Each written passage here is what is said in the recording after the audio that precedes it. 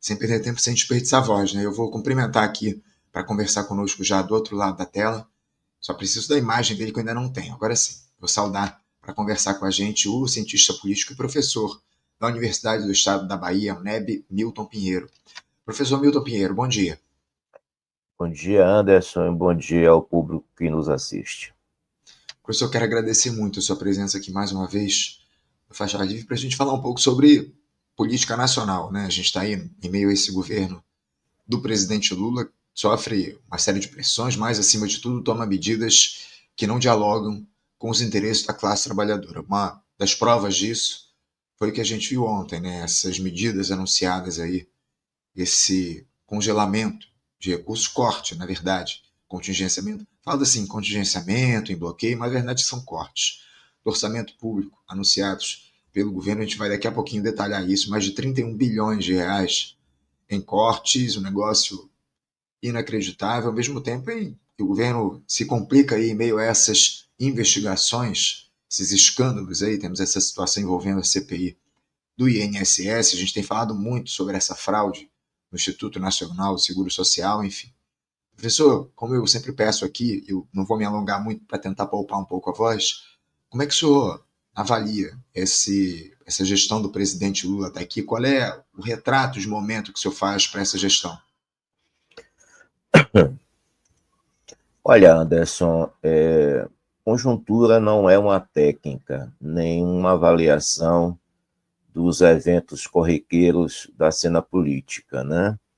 E muito menos conjuntura não é destino, né? Como alguns analisam e incidem as suas observações numa postura de aliança ao governo, sem nenhuma visão crítica sobre o processo e colocando a esquerda, os movimentos populares e proletários, a sociedade que combate a extrema-direita numa posição bastante delicada, né? Conjuntura é uma relação concreta de forças dentro da sociedade, mas ela tem que analisar a dimensão política, econômica, ela tem que avalizar as contradições entre as classes sociais, as contradições de governos, instituições, o perfil por onde se movimenta os segmentos antagônicos ao bloco no poder, ou seja, as forças populares. E nesse sentido, né, eu avalio que o governo Lula tem errado muito, porque não se trata de colocar um marqueteiro como ministro, né, para modificar, do ponto de vista da plástica, o governo para o conjunto da população, que vai se resolver as questões principais do governo e da cena política, onde a esquerda, dentro da ordem, precisa dar a sua contribuição, porque até o momento não deu a sua contribuição. E aí, se a gente pegar para além das questões do INSS, que é profundamente indevida a ação do governo, que não consegue se manifestar no cenário dessa crise, né? Fica perdida nas informações, em tese, dos meios de comunicação, mas ele próprio não sai a público, não chama a cadeia nacional de rádio e televisão para dizer realmente o que é que foi, onde essa corrupção começou, quem são os agentes envolvidos nela e por que isso prejudica um segmento importante da base social do governo, em especial da base social de Lula. Mas não para por aí, o governo prossegue na sua perspectiva errática, né? Agora tem um PL da devastação no Congresso Nacional, né? Chega ao Senado e sai pior do que chegou, né? Que causa constrangimento às formas de contenção do avanço do desmatamento, do avanço de tudo aquilo que prejudica, né, o meio ambiente no Brasil.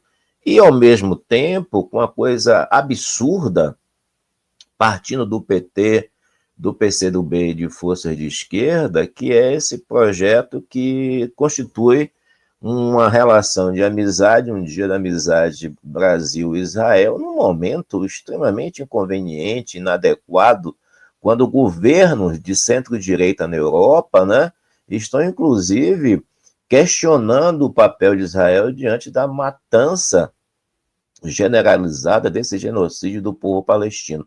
Então, o governo tem se demonstrado bastante errático. O governo que é extremamente, vamos supor assim, adequado às reivindicações da direita e da centro-direita, do centrão, dentro do Congresso Nacional, né, nas suas perspectivas de domínio do aparelho público, o governo que não dialoga com as forças de esquerda, ninguém é convidado para discutir o cenário nacional, não tem um ambiente de conselho político que contemple os divergentes, que possa contribuir para que o governo saia das cordas, um governo que não tem nenhuma capacidade de dialogar com os mais amplos movimentos populares, que são demandas levantadas muito típicas das necessidades dentro da ordem capitalista, ou seja, não é nada extraordinário do ponto de vista da mediação política. Então, esse governo ele está decididamente a contribuir com o avanço das forças de direita, né? Lamento dizer isso, e que nesse momento sai derrotado para 2026.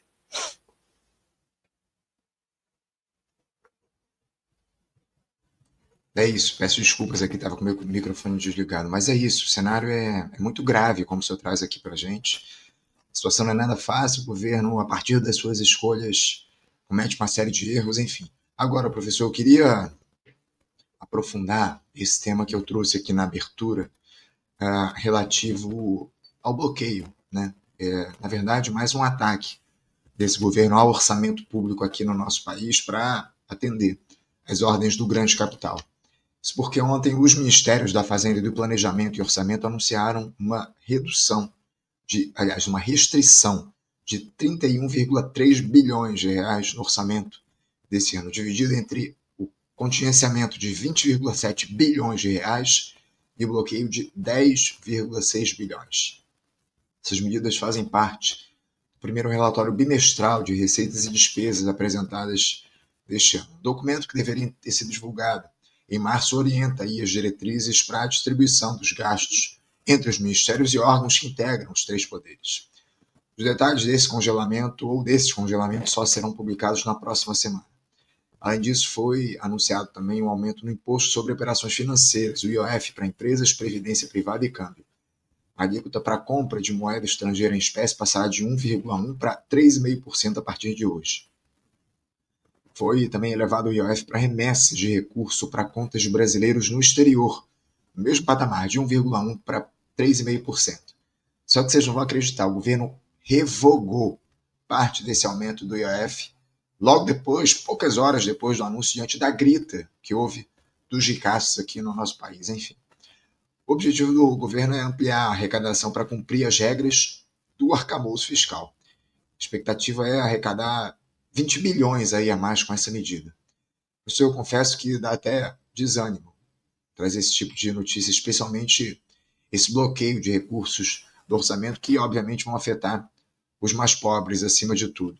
E ainda mais um cenário onde o próprio Fernando Haddad e a Simone Tebet dizem que os principais culpados são os mais pobres, porque houve aí um aumento fora das expectativas dos custos aí da Previdência, enfim, do PPC, um negócio inacreditável. Eu queria que o senhor falasse um pouco sobre essa decisão do governo de cortar gasto, bloquear recursos do orçamento, por favor. Certinho, veja só, o orçamento é onde se representa os interesses de classes, né? O orçamento, em grande medida, no Brasil, é um pacto de possibilidades, né? Porque ele está sempre sujeito a bloqueios e contingenciamentos, né? Mas ele representa a correlação de forças da luta de classes no Brasil. Ou seja, a burguesia está vencendo dentro do orçamento. Então, eu queria que você me permitisse fazer um pequeno retorno à chegada de 2025. Em 2024, o governo fez um conjunto de cortes, né, densos, extraordinários, né, para preservar os interesses do Centrão nas emendas parlamentares, que beneficiou a direita e levou, em grande medida, a derrotas eleitorais, como na última eleição municipal. Tudo isso porque essas emendas, por vezes secretas, em sua maioria ela atendia aos rincões os mais específicos e clientelistas desses parlamentares, sem nenhum critério de interesse público, né? Então, naquele momento, ele tirou 6,3 bilhões do PAC, ele tirou 4,1 bilhão da Minha Casa Minha Vida, ele tirou 4,9 bilhões dos diversos ministérios. Anteriormente, o salário mínimo seria de 1.421, baixou para 1.412, ou seja, perdeu R$ 9, os mais pobres do Brasil. A saúde perdeu os 151 bilhões, em especial a farmácia popular. A educação perdeu 320 milhões, ou seja, desses 40 milhões de bolsas de iniciação científica, livro didático. Então, o Ministério das Cidades perdeu 336 milhões, né, que foi retirado para as questões de construção e defesa civil. A defesa civil foi prejudicada no orçamento de 2024 e, ao mesmo tempo, o governo conseguiu passar 53 bilhões de emendas, basicamente para o Centrão e a direita no Brasil. O PL se aproveita muito disso, né? O PL, Partido Liberal, que de liberal objetivamente não tem nada, né? E repassou 5 bilhões para o fundo público, né, das campanhas eleitorais. Esse ano, né, mesmo com pequeno crescimento, já agora, no início do ano, ou seja, maio, o governo apela para defender aquela peça trágica que se chama de arcabouço fiscal e fazendo esses contingenciamentos que você falou, ou seja, é um congelamento de 31,3 bilhões, né, na chamada alegação de ajuste fiscal para preservar o arcabouço que o governo achou que é algo importante e que é destrutivo para o país. Ele prejudica os mais pobres, ele prejudica os segmentos mais importantes da população, a saúde, né, a educação, os interesses de defesa civil, de casa popular, de remédio, de livro didático, esse tipo de coisa, com uma medida que é essa que você falou, ou seja, são 10,6 bilhões bloqueados, né, e 20,7 bilhões congelados ou contingenciados, o que dá no mesmo, ou seja, o governo não vai usar esse recurso, vai deixar lá com preservação da meta fiscal, do arcabouço fiscal que ele estabeleceu. Mas o que é mais trágico é que toda medida que o governo faz para minorar qualquer relação de preservar recurso para o setor que interessa à população, ele automaticamente, com a grita do mercado financeiro, com a grita da imprensa, né, bancada pelos patrões, ele recua. Ele recuou hoje, como você disse. Mas são coisas ridículas, né? Os cartões internacionais, que hoje pagam 3,38 de OF, passaria a pagar 3,5, ou seja, quase nada, né? A remessa de recursos, que é algo poderoso, essa sim, passaria de 1,1 para 3,5. Né? A compra de moedas internacional, vamos dizer que atinge alguma pequena margem da classe média, em viagens, esse tipo de coisa, passaria de 1,1 para 3,5. Né? Agora, as aplicações internacionais que só os ricos fazem, que hoje é zero, passaria para 3,5. Essa interessava. Os empréstimos internacionais, essa interessava. Passava de zero para 3,5. Então, as medidas do governo, né, que essas são por decretos que poderão ser feitos, já que no arcabouço fiscal não foi permitido e na reforma tributária não foi permitido, no decreto poderia ser permitido. E o governo não teve nem coragem para isso. E se desmoraliza. Ontem faz uma medida e hoje torna sem efeito a medida. Que governo é esse? Qual é a possibilidade de vitória dessas forças políticas no próximo pleito eleitoral? O governo Lula, lastimo dizer, que votei nesse governo no segundo turno, né, está marchando para entregar o Brasil à direita. Infelizmente, né, professor? O que a gente tem no radar é essa entrega, acima de tudo, do país à direita a partir das ações do governo.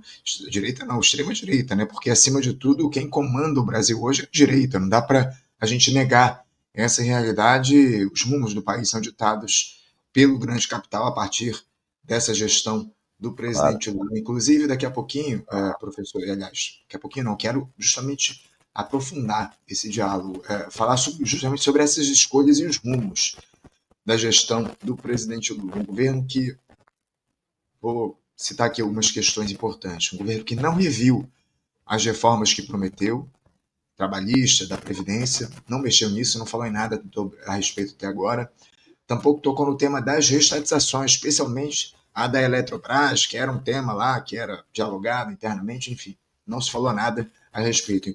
Chegou-se a um acordo lá a respeito das ações que o Estado tem sobre a empresa, enfim. Um governo que adota cada vez mais a lógica do financismo com uma enorme disciplina. Professor, ainda dá para ter alguma ilusão com essa gestão?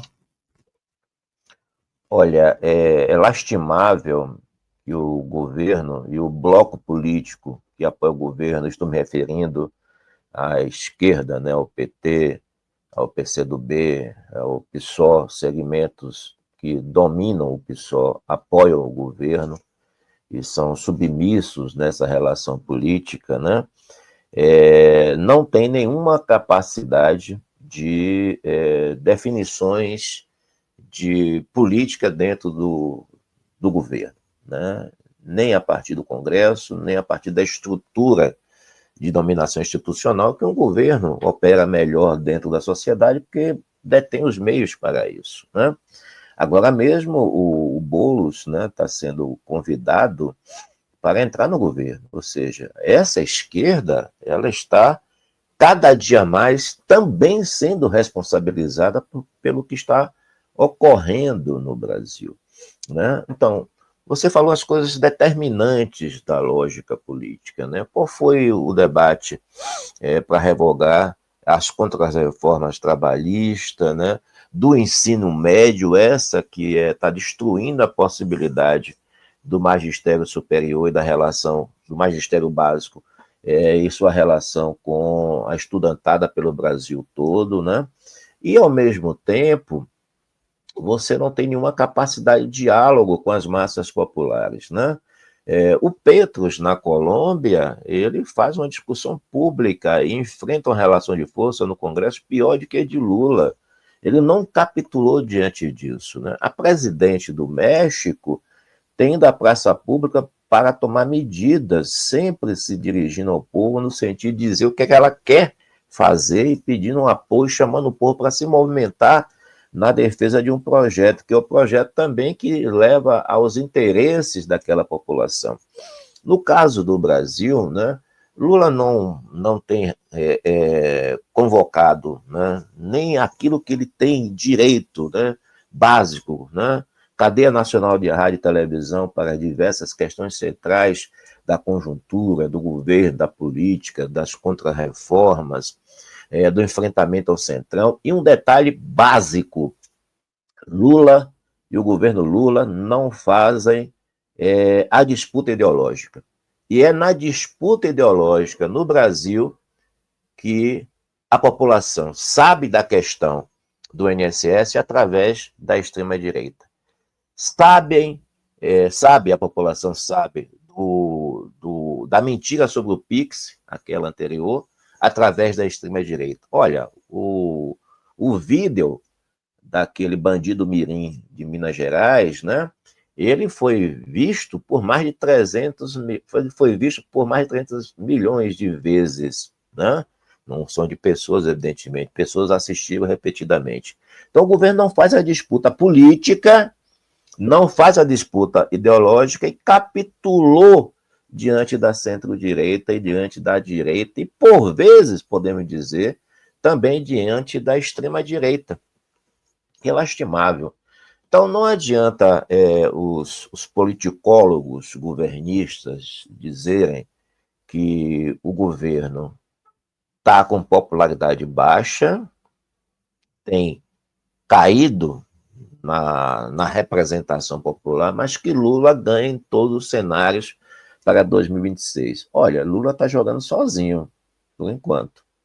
Então, isso é um retrato de momento, né? Porque ele é um nome muito conhecido entre a população. E a população, quando perguntado na rua, de sempre que ela conhece mais, os nossos mais públicos. Mas quando o debate se apresentar, é facilmente previsível, né, que Lula vai cair também no interesse eleitoral, e vai cair profundamente. Então, o que é que Lula tem feito para, e o governo e o bloco de esquerda dentro da ordem tem feito para reagir a isso? Na minha compreensão, apenas uma tentativa de marketing político de coisas muito básicas e simples, de questões que não têm nenhum impacto, inclusive, mais forte no orçamento da União, né?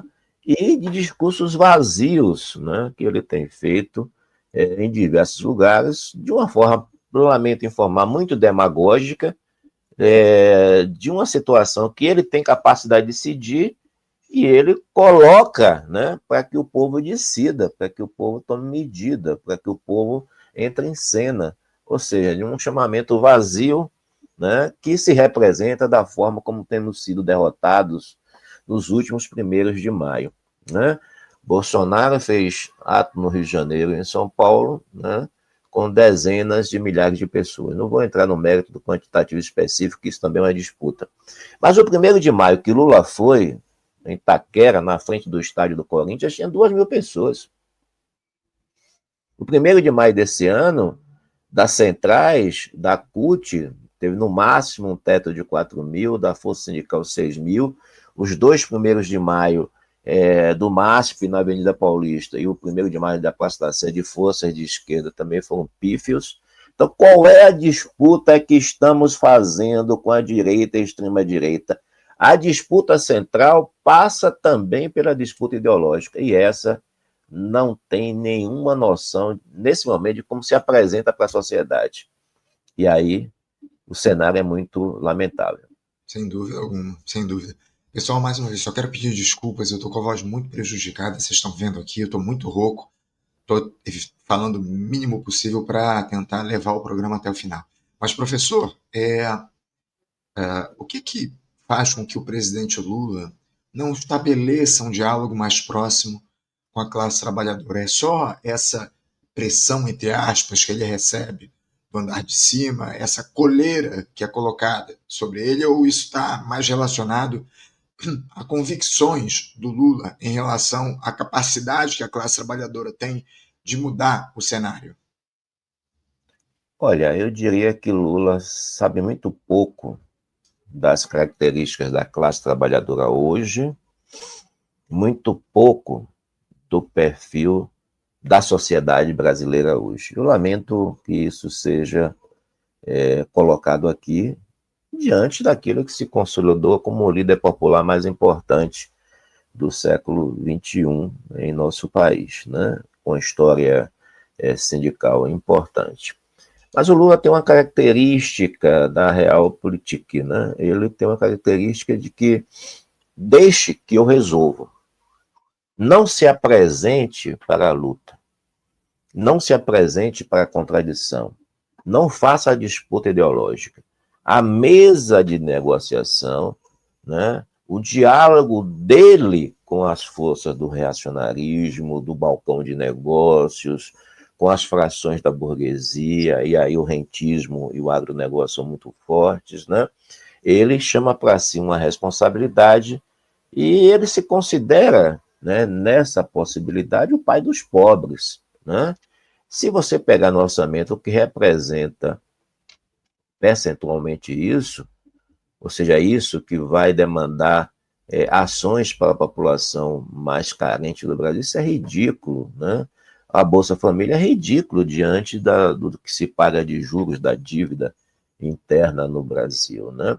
E cada vez que o garoto prodígio de Haddad dá uma canetada na taxa de juros, é infinitamente maior o que se perde no orçamento da União do que, inclusive, esse corte patético que o governo fez. Olha, se o governo deu 51 bilhões em emendas parlamentares, inicialmente no orçamento de 2024, né? E que 1%, né, representa 3 ou 4 vezes mais do que isso no fundo público, por conta do valor dos títulos, por conta de ter remunerar aqueles que ganharam com o aumento da taxa de juros, né? A gente chegou à conclusão que o problema do Brasil não era o Campos Neto.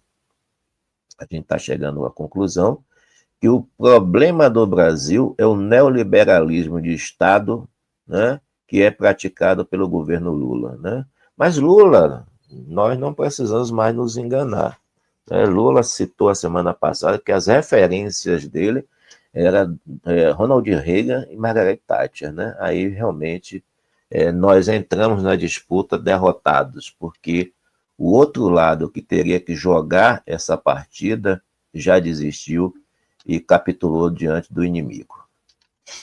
Sem dúvida alguma, já capitulou diante do inimigo, como o senhor traz aqui para a gente. Professor, o fato é que diante de tudo que a gente tem tratado aqui, o senhor tem citado, quem sai vencedor mais uma vez do país são os banqueiros, os grandes empresários, o capital hegemônico, enfim, que criou, digamos assim, o espantalho do bolsonarismo para preservar os seus privilégios e manietar qualquer gestão que chegue ao poder. Me parece isso está muito claro cada vez mais. Eu acho que mais do que nunca é necessária a defesa intransigente de um projeto de poder popular nesse país. Não é por aí? Sim, olha, Anderson, e quem nos assiste, né, nos ouve, nós estamos vivendo uma conjuntura de avalanche do fascismo, especificamente dos fascismos, né? O termo correto para avaliar esse fenômeno histórico não é dizer que existe um, mas são diversos fascismos, né? O cientista político franco-grego Nikos Polantzis, ele tem um livro sobre o fascismo e ele especifica lá, estudando a história do século XX, os tipos de fascismo. E esses fascismos, eles conseguiram avançar na cena política nas diversas partes do mundo. Né? Eles conseguiram ter uma presença fortíssima na Itália, tanto que a extrema-direita, ou seja, dos herdeiros de Mussolini, estão no governo, né, naquele país, né, inclusive agora impossibilitando qualquer cidadania de pessoas de famílias italianas que nasceram em outros países em relação à Itália. Ao mesmo tempo, eles têm um bunker, né, na Polônia, na Ucrânia, né, a Ucrânia com adicional do nazismo muito forte entre eles, né? O partido de Marine Le Pen avança na França, é uma força poderosa, mesmo com as acusações de corrupção dela, com pedido de prisão, tem outros quadros, inclusive um boyzinho igual o Ventura de Portugal, né? Em Portugal, o Chega, né, empata em número de deputados, 58 parlamentares, com o PS, que governou Portugal nesses últimos anos, né? E no próprio país, com políticas muito próximas do discurso vazio, o Partido Comunista Português e o Bloco de Esquerda, vamos prestar atenção, tinham 39 deputados em 2015. Passaram a ter 31 deputados em 2019. Né? E agora, nas eleições de 2025, né, a semana passada, o Bloco de Esquerda elegeu um deputado e o Partido Comunista Português, uma força poderosa, elegeu 3 parlamentares. Então, a esquerda tem 4 parlamentares, né, numa queda vertiginosa em Portugal e em várias partes do mundo. Né? Cresce o nazismo na Alemanha, né? Cresce o reacionarismo institucionalizado nos Estados Unidos com Donald Trump, né? E no Brasil, a extrema-direita tem uma força poderosa e consegue movimentar segmentos importantes. O fascismo, né, ele é irracionalista. O fascismo trabalha com mitos irracionais. O fascismo trabalha, né, com penetração entre as massas populares, né, com discursos pragmáticos de resolução de coisas urgentes, né? É quase que uma fé de evangélicos, quando diz que se resolve tudo através do dízimo, né? Aqui e agora, que era até um nome de um programa da TV Record, através da Universal do Reino de Deus. Então, o fascismo é tudo isso. Por outro lado, quais são as medidas que nós tomamos, né? Por outro lado, quais são as medidas que a esquerda consegue? Existe uma fragmentação na esquerda muito grande. E existe um discurso que não consegue ter base social, um discurso vazio, um discurso de políticas públicas que o povo não acredita mais. É isso que o Bloco da Ordem dentro da esquerda faz. É isso que o PT, o PCdoB, a maioria do pessoal fazem, defender políticas públicas focalizadas. E algo, né, que quando se discute o Brasil passa por particularidades, por identidades que a classe trabalhadora não se vê representada, embora essas identidades interessam a segmentos da classe trabalhadora, né? Mas, no entanto, esse discurso do identitarismo ele não consegue ganhar segmentos amplos da sociedade. Ele tem votos em nichos, ele elege parlamentares, né? Eles são pequenos ambientes de representação das identidades que não conseguem falar para o Brasil. Então, qual é o projeto para o Brasil, né? O projeto para o Brasil, ainda nesse ambiente do capitalismo, né, passa pelo enfrentamento ideológico à extrema-direita e o seu projeto, né, passa por uma ação de governo que refaça as prioridades e sua relação com as massas, né, passa pela disputa ideológica das forças de esquerda na sociedade, no mundo do trabalho, entre as massas populares, entre aqueles que não têm teto, entre aqueles que não têm terra, entre aqueles que são atingidos, né, pelas iniquidades que o Brasil tem. Então, a tudo isso precisa de unidade de ação para superar o inimigo de classe. E isso não está ocorrendo, né? Quando menos se espera, há uma fragmentação, a pior possível, que nos conduz a algo que é muito típico da situação de crise do capitalismo. Quando a esquerda que não tem projeto, né, analisando a sociedade em que vive, ela consegue disputar para dentro, ou seja, de si, e não disputar para fora com o inimigo de classe. Então, Anderson, é uma situação delicada, né, mas eu não sou pessimista. Não dá, né? A gente precisa, acima de tudo, ter otimismo diante dessa situação grave que está criada. Professor, com todas essas questões que a gente citou, o senhor falou muito sobre essa situação envolvendo o protofascismo que avança por todo o mundo, inclusive aqui no Brasil. Você citou o exemplo de Portugal também, a gente falou sobre as eleições lá em Portugal recentes, enfim. A gente trouxe aqui no programa esse tema há pouco tempo atrás. Diante de tudo isso, é possível a gente acreditar que a punição ao golpismo que se estabeleceu no país na gestão Bolsonaro vai ter condições de alterar o cenário e oferecer uma alternativa de menos rendição em relação ao que a gente tem, em relação ao governo Lula? Como é que o senhor avalia a capacidade que essa punição aos golpistas tem de mudar o cenário? Olha, Anderson, essa é uma questão super importante. Essa é uma questão educativa para o Brasil, né? Se a anistia de 1979 premiou os terroristas e assassinos da ditadura, se criou uma cultura política no Brasil da impunidade, do pacto, né? E esse pacto foi feito na transição em 1985, permitindo que as estruturas, né, terroristas do Estado continuassem sem ser punidas, né? Permitindo aquele artigo 142, que é um artigo que movimenta o golpismo, né? Permitindo que coisas como a GLO, né, lamentavelmente de Dilma, avançasse nessas condições, né? Então você tem, em grande medida, uma situação que pode redimir, em parte, essa cultura política, que é a possibilidade de punição dos golpistas do dia 8, né, de janeiro de 2023 e, ao mesmo tempo, né, dos golpistas das diversas ordens que estão estabelecidos em várias partes do Brasil, né?